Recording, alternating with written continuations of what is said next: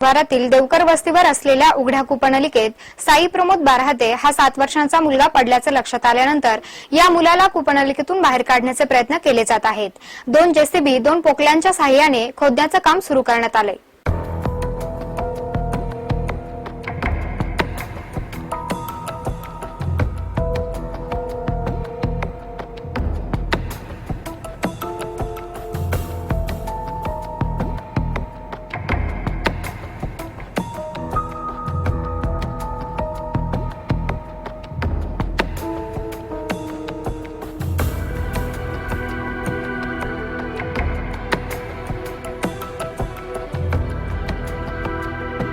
मुर्शदपूर शिवारातील देवकर यांच्या वस्तीवर आज सकाळी आजी आजोबांसोबत साई शेतात शेळ्या चारण्यासाठी गेला असता अचानक एका उघड्या बोअरमध्ये पडलाय।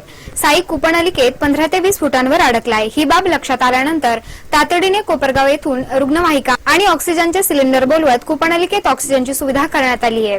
साई वरून दिलेल्या आवाजाला स्पष्ट प्रतिसाद देतोय। कूपनलिकेच्या समांतर खड्डा खोदत साईला काढण्याचा प्रयत्न सुरू असून घटनास्थळी तालुक्याच्या आमदार स्नेहलता कोल्हे, तहसीलदार, सभापती आदींसह ग्रामस्थ मोठ्या संख्येने जमा झाले आहेत।